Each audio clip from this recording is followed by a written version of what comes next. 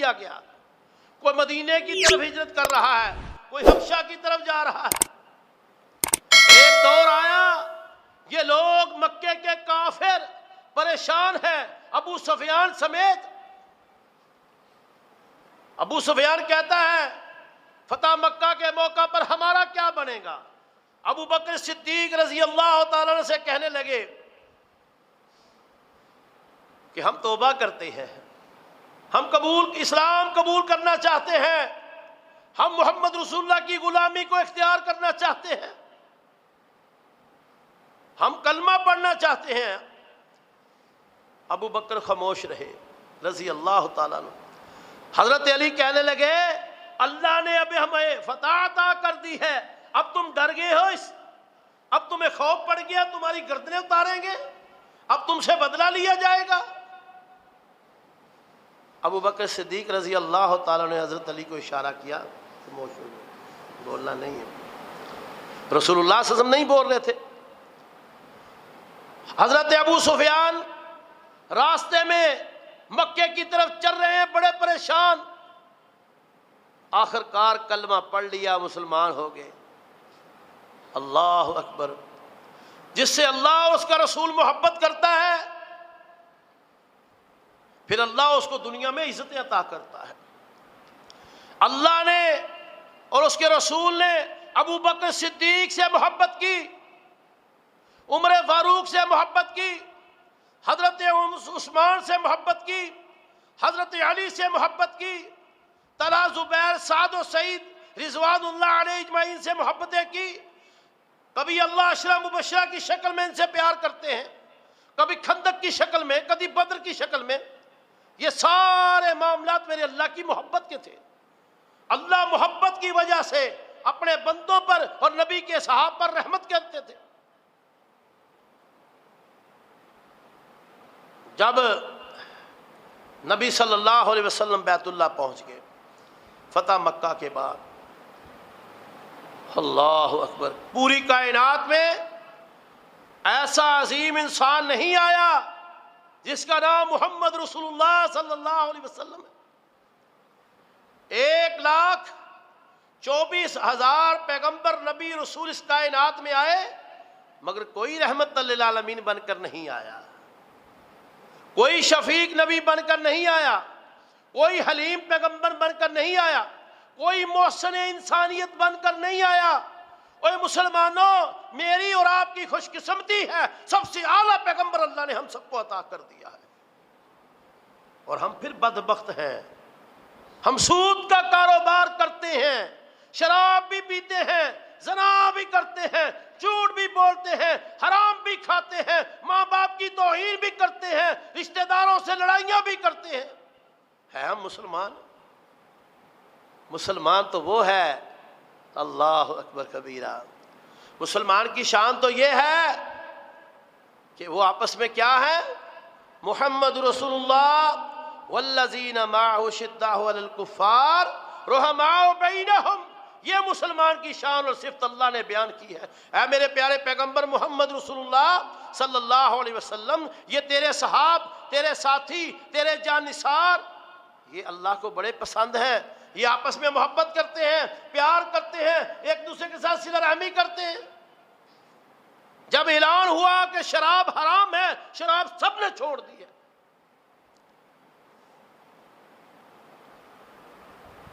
حضرت علی پھر کہتے ہیں مکہ میں جب رسول اللہ صلی اللہ علیہ وسلم داخل ہو گئے, صحابہ نے کہا اللہ کے نبی بیت اللہ کا طواف کریں. کہا نہیں. فرمایا علی کو بلاؤ. علی کو بلایا, ایک چھڑی دی, ڈنڈا دیا, بیت اللہ کا دروازہ کھولا. کہا علی یہ سارے بت توڑ دو, ایک بت بھی نہ رہے, ان کو کرچی کرچی کر دو. اللہ نے آج اسلام کو غلبہ دے دیا, اسلام کو طاقت بخش دی. یہ میرے پیغمبر کے صحابہ نے میرے نبی کا ساتھ دیا. اللہ نے, یہ وہ مکہ تھا جس سے میرے پیغمبر کو نکال دیا گیا. اور رسول اللہ صلی اللہ علیہ وسلم فرماتے ہیں بیت اللہ کو, اے بیت اللہ میرا دل نہیں کرتا تجھے چھوڑ کر جاؤں، مگر دنیا والوں نے، مکے والوں نے ظلم اتنے کر دیے ہیں، اب اللہ کا حکم آ گیا ہے، میں ایک وقت آئے گا میرا رب مجھے پھر عزت سے یہاں واپس لائے گا۔ اور پھر میرے اللہ نے میرے پیغمبر کو پھر عزتوں سے نوازا۔ حضرت علی کہتے ہیں الیوم الحساب، آج حساب کا دن ہے۔ رسول اللہ صلی اللہ علیہ وسلم نے فرمایا الیوم الرحمہ، الیوم الرحمہ، الیوم الرحمہ، آج رحم کا دن ہے، آج معافی کا دن ہے، آج محمد رسول اللہ صلی اللہ علیہ وسلم سب کو معاف کرتا ہے۔ جو بیت اللہ میں داخل ہو گیا اس کے لیے معافی کا اعلان، جو اپنے گھروں میں داخل ہو گیا اس کو معاف کر دیا گیا۔ جن بچوں کو کچھ نہیں کہا جائے گا، عورتوں کو کچھ نہیں کہا جائے گا، بوڑھوں کو کچھ نہیں کہا جائے گا۔ سیدنا حضرت ابوبکر صدیق فرماتے ہیں یا رسول اللہ پھر سیدھا ہی کہہ دیجیے سب کو ہم معاف کر دیتے ہیں۔ سب کو معاف کر دیا۔ یہ وہ لوگ ہیں مکے والے جنہوں نے میرے پیغمبر کو بڑی اذیتیں دی ہیں، میرے صحابہ کو بڑی تکلیفیں دی ہیں۔ حق تو یہ تھا کہ ان کی گردنیں ان کے جسموں سے علیحدہ کر دیتے۔ میرے نبی کی بیٹیوں کو طلاقیں دی ہیں ان مکے والوں نے۔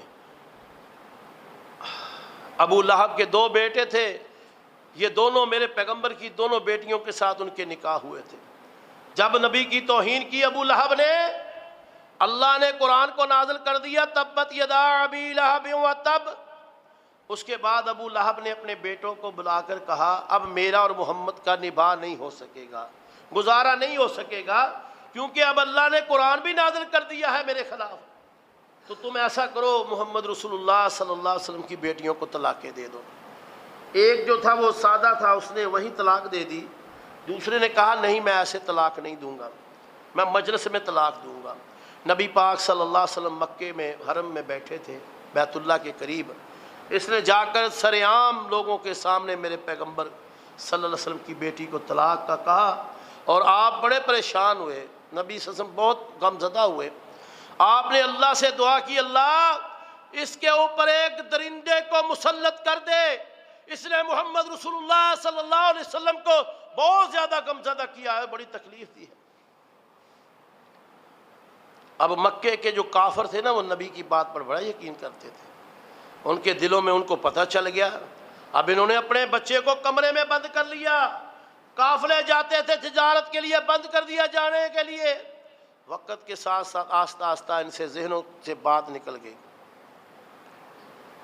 کہ محمد رسول اللہ نے بد دعا دی تھی اس کو۔ کئی سالوں کے بعد انہوں نے قافلہ تیار کیا تجارت کے لیے۔ جب قافلہ نکلنے لگا تو ابو لہب کی بیوی بھاگتی ہوئی آئی، کہنے لگی ابو لہب رک جاؤ، تجھے یاد نہیں محمد رسول اللہ نے بد دعا کی تھی اس کے لیے کوئی دستہ تیار کیا ہے؟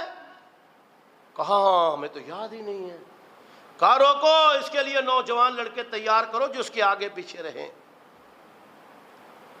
اب نوجوانوں کا دستہ تیار کیا اس کی حفاظت کے لیے کہ اس کے آگے پیچھے رہنا، کوئی درندہ نہ آ جائے ان کے اوپر۔ چلے سفر پر نکل پڑے، کہیں دور چلے گئے، مکہ سے بھی کہیں دور، راستے میں کہیں پڑاؤ کیا۔ اب جو دستے والے تھے وہ سارے اس کی حفاظت کے لیے ایسے کھڑے ہیں۔ میرا اللہ میرے پیغمبر کی نہ دعا کو رد کرتا ہے نہ بد دعا کو رد کرتا ہے۔ رات کو ان پر سستی طاری کر دی، اللہ نے سلا دیا ان کو، دستے والوں کو۔ اللہ نے کوئی رات کو جانور بھیجا، اس کی گردن جو اس نے کاٹ دی، کھا لی، اور میرے محمد رسول اللہ صلی اللہ علیہ وسلم کی بد دعا کو اللہ نے قبول کر لیا کئی سالوں کے بعد۔ ہم اس نبی کے امتی ہیں، میں اور آپ بھی۔ کبھی ہم نے سوچا کہ ہم پیغمبر علیہ الصلوۃ والسلام کی کسی بات پر عمل کرتے ہیں؟ سب سے پہلی جو بات ہے، مسلمان ہیں ہم، مسلمان کی شان اور پہچان کیا ہے؟ نماز پڑھنا، سچ بولنا، حرام سے توبہ کرنا، زنا کو چھوڑنا، سود سے توبہ کرنا۔ کیا میں نے اور آپ نے کبھی ایسا سوچا ہے کہ یار ہم تو اس پیغمبر کی امتی جو سب سے اعلیٰ پیغمبر ہے اور جو دنیا میں اعلیٰ نہیں ہے، قیامت کے دن بھی جس کو اللہ نے رحمت اور برکتوں سے نوازا ہے، قیامت کے دن ہر نبی، ہر پیغمبر، ہر رسول پریشان ہوگا، ہر شخص کہے گا نفسی نفسی یا رب نفسی، اے میرے اللہ ہم کیا کریں، کہاں جائیں؟ ساری امتیں اکٹھی ہو کے باب آدم کے پاس جائیں گی، آدم علیہ السلام سے کہیں گے بابا جی کچھ کرو، آپ ہمارے باپ ہیں۔ کہا میں نہیں کچھ کر سکتا۔ کہا کیا کرے؟ کہا ابراہیم علیہ السلام کے پاس چلے جاؤ۔ ابراہیم علیہ السلام کے پاس جائیں گے، وہ کہ میں نہیں کچھ کر سکتا۔ کہا نوح کے پاس چلے جاؤ۔ ہر پیغمبر، ہر نبی اس بات سے انکار کر دے گا کہ میں تمہارے ساتھ کچھ نہیں کر سکوں گا، نہ تمہارے حق میں سفارش کر سکوں گا۔ کہا اب کیا کیا جائے؟ کہا پوری کائنات میں جو سب سے آخر میں آیا، جس کا نام محمد بن عبداللہ تھا، محمد رسول اللہ صلی اللہ علیہ وسلم، اس کے پاس چلتے ہیں، اس پیغمبر کے پاس جائیں گے۔ ہم خوش قسمت ہیں، میں اور آپ لوگ خوش قسمت ہیں جن کو اتنا عظیم پیغمبر دیا، اتنا اعلیٰ انسان، اس کے امتی بنا دیا ہم سب کو۔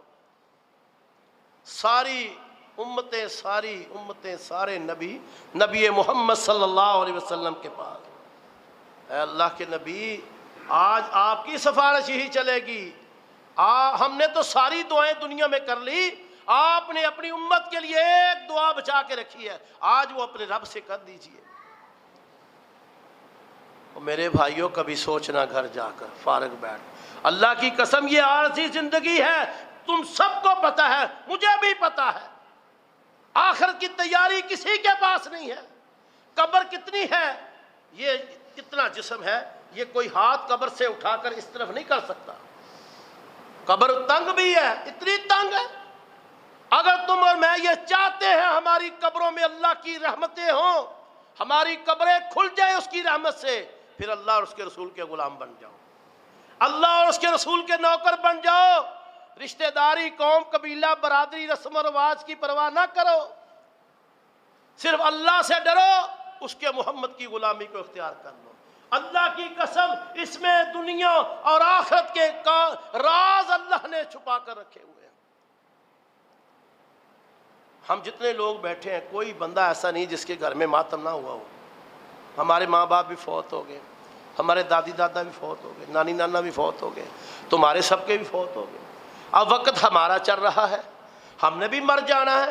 سب سے بہترین موت وہ ہے جو دنیا میں رہتے ہوئے زندگی، بہترین زندگی وہ ہے جو اطیع اللہ و اطیع رسول کے مطابق گزاری جائے۔ اپنی زندگی میں اتنی نیکیاں بھر لو، اتنی نیکیاں بھر لو، جب تم دنیا سے جاؤ، جب تمہیں موت آئے، تمہاری زبان پر کلمہ توحید جاری ہو۔ دنیا کے ساتھ اتنی محبتیں کرو، امت کے ساتھ اتنا پیار کرو، رشتہ داروں کے ساتھ، بہن بھائیوں کے ساتھ، ماں باپ کے ساتھ، محلے والوں کے ساتھ اتنی صلہ رحمیاں کرو، تحفے طوائف دو ایک دوسرے کو، ایک دوسرے کی دعوتیں کرو، ایک دوسرے کی اصلاح کرو، برائیوں سے بچاؤ، اپنے اخلاق کو اعلیٰ کرو۔ اللہ کی قسم جب تم مر جاؤ گے، ہر شخص تمہارے مرنے کے بعد تمہیں اچھے انداز میں یاد کرے گا، اور رسول اللہ صلی اللہ علیہ وسلم نے فرمایا جب کوئی مر جاتا ہے، جب اس کو انسان اچھائی میں یاد کرتا ہے، اللہ اس کی قبر میں اس کے اوپر رحمتیں نازل کرتا ہے۔ تو اگر تم لوگوں نے یا میں نے لوگوں کے ساتھ بد اخلاقیاں کی ہوں گی، لوگوں کا مال ہڑپ کیا ہوگا، ظلم کیے ہوں گے، لوگ کہیں گے مر گیا اچھا ہوا، یہ جان چھوڑ گیا، شرابی تھا، یہ زانی تھا، یہ شرک کرتا تھا، یہ غیر اللہ کے نام پر سجدے کرتا تھا، یہ بے نمازی بے دین تھا، اچھا ہوا یہ کفر کی حالت میں مر گیا۔ اور پیغمبر نے فرمایا صلی اللہ علیہ وسلم، اگر کسی نے اس کو کہہ دیا نا اچھا ہوا یہ مر گیا، تو اس پر اللہ کا عذاب مسلط کر دیا جائے گا۔ میرا اور آپ کا دنیا میں آنے کا مقصد یہ ہے ہم اللہ کا اور اس کے رسول کے غلام بن جائیں، توحید و سنت پر عمل کریں، قرآن اور حدیث پر عمل کریں، اپنے اخلاق نبی کے صحابہ جیسے بنا لیں۔ نبی صلی اللہ علیہ وسلم کے صحابہ کا اخلاق اتنا اعلیٰ تھا، مکے سے چل کر ہجرت کرنے والے جو لوگ مدینے آئے، ان کے پاس کپڑے لباس بھی صحیح نہیں تھے، مدینے والے کھڑے ہوئے، یا رسول اللہ صلی اللہ علیہ وسلم، یہ عبد الرحمن ابن عوف کو کہہ دیجئے میری 2 بیویاں ہیں، جو یہ دیکھ لے، جو اس کو پسند ہے میں اس کو طلاق دیتا ہوں، اور یہ اس سے نکاح کر لے۔ میرے پاس 2 اونٹ ہیں، 1 اونٹ اس کو دیتا ہوں، میرے پاس اتنا غلہ ہے، آدھا غلہ اس کو دیتا ہوں کاروبار کرنے کے لیے۔ کیسے عظیم لوگ ہیں، وہ جنتوں کے وارث بن گئے۔ بڑے بدبخت لوگ ہیں جو میرے نبی کے صحابہ پر بات بولتے ہیں۔ وہ نبی کے دنیا میں بھی پیغمبر کے ساتھ ہے، مرنے کے بعد بھی میرے نبی کے ساتھ مدفن ہے۔ قیامت کے دن بھی اسی طرح اٹھیں گے انشاءاللہ، حوض کوثر پر ہوں گے۔ دنیا کا کوئی شخص اگر تھوکے آسمان کی طرف، اللہ کی قسم آسمان کو کوئی فرق نہیں پڑے گا، اس تھوک اس کے منہ پر ہی آئے گا۔ اس لیے میرے مسلمان بھائیوں، بالخصوص سنیوں، اہل سنت کہنے والوں، اپنے آپ کو نبی پاک صلی اللہ علیہ وسلم سے محبت کرو، نبی کے صحابہ سے محبت کرو، جو اللہ اس کے رسول کا طریقہ اس پر زندگی بسر کرو۔ اگر تم یہ چاہتے ہو کہ تمہاری موت کے بعد تمہاری اولادیں تمہارے لیے دعائے بخشش کریں بغیر فروٹ کے، بغیر چاول اور بریانی کے، تو پھر اپنے بچوں کو دین کی طرف لے کے آؤ، اسلام کی طرف لے آؤ، بچوں کو مدرسوں اور مسجدوں میں داخل کرواؤ، آپ کا ادب و احترام بھی کریں گے۔ آخری بات کر کے اپنی بات کو ختم کرتا ہوں۔ راول پنڈی میں ہمارے محلے میں ہمارے وہ بزرگ تھے، میں نے تقریباً 25 سال ان کے ساتھ گزارے ہیں۔ اتنے بڑے اللہ کے ولی تھے کہ میں دم کرتا تھا، میں خود کئی بار ڈر جاتا تھا، جنات مجھے تنگ کرتے تھے۔ تو میں نے ان کو کہا استاد جی مجھے بہت تکلیف ہوتی رات کو، تو انہوں نے مجھے دم کیا، تو اللہ نے پھر مجھے انہوں نے منع بھی کر دی، بہندہ آپ نے دم نہیں کرنا۔ میں نے کہا ٹھیک۔ 109 سال کی عمر میں فوت ہوئے ہیں، 109 سال کی عمر میں۔ ان کے ماشاءاللہ 3 بیٹے ہیں، 6-7 بیٹیاں ہیں، تقریباً ان کا 150 یعنی کہ بابا جی کے جو نواسے اور نواسیاں اور پوتے اور پوتیاں ڈال کے تقریباً 150 لوگ بنتے ہیں، اور سارے ہی قرآن کے حافظ اور مبلغ ہے اللہ کے فضل سے، سارے حافظ قرآن، سارے ہی عالم دین۔ مسجد ماشاءاللہ ان کی 3 صفیں اپنی ہوتی ہیں نماز میں۔ صبح ان کی 106 سال عمر تھی جب، تو فجر کی نماز میں سورۃ کہف پڑھتے تھے، میں بیٹھ جاتا تھا، وہ نہیں تھکتے تھے۔ تقویٰ ان کے اندر اتنا تھا کہ جب وہ بیمار ہوئے، ہر سال رمضان میں، وہ ہر سال سعودیہ گئے رمضان میں، 1 سال بس 6 مہینے بیمار رہے، مڑ کے اللہ کو پیارے ہو گئے۔ جو 6 مہینے بیماری کے تھے، ان کے بڑے بیٹے اتنی بڑی داڑیاں سفید، جب وہ بابا جی کو پیشاب آتا، پخانہ آتا، ان کو دھوتے، ایک پائپ پکڑتا، دوسرا کو دھوتا، ان کو تولیہ کرتے، تیل لگاتے، دیسی گھی سے مالش کرتے، اور صاف ستھرا کر کے ان کو پھر اٹھا کر نیچے مسجد میں لے کے آتے تھے۔ 3ری منزل پر وہ رہتے تھے۔ یہ سارا نظام پتہ کہاں سے تھا؟ وہ بابا جی نیک تھے، بچوں کی تربیت نیک کی تھی، ماں بچوں نے اف تک نہیں کی۔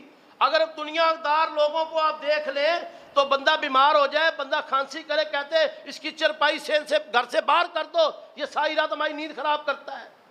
اپنے گھروں میں بیٹیوں کی تربیت کرو اسلامی، بیٹوں کی تربیت کرو اسلامی، اپنے گھر میں جو بہو لے کر آؤ وہ اسلامی دیندار بہو لے کر آؤ۔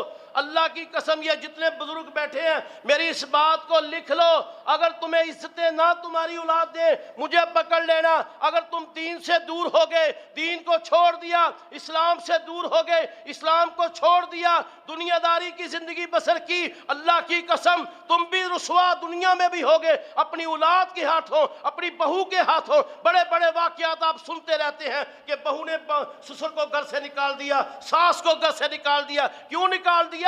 تم نے بچوں کی تربیت دینی نہیں کی۔ ہم بوڑھے ہو گئے ہیں، ہماری اولاد ہے، ہم جب تک ہمیں دباتی نہیں ہے، ہمارے پاؤں نہیں آ کے پکڑ دی، ہم سوتے نہیں، نہ وہ ہمیں سونے دیتے ہیں۔ میرے پیارے بچوں، میرے بھائیوں، اسلام سب سے امن کا گہوارہ، عظمت کا گہوارہ، اخلاق کا گہوارہ، بے حیائی سے دوری کا گہوارہ، یہ جنت میں جانے کا گہوارہ ہے۔ جو اس میں آ گیا وہ جنت کا وارث بن گیا۔ اللہ مجھے اور آپ کو عمل کی توفیق عطا فرما دے۔ اللہ ہم سب کو اسلام پر قائم رکھے، عقیدہ توحید پر زندگی بسر کرنے والا بنا دے۔